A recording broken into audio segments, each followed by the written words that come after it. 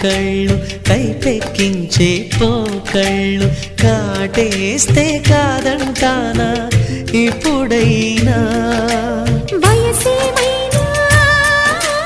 సొగసేమైనా మరపించే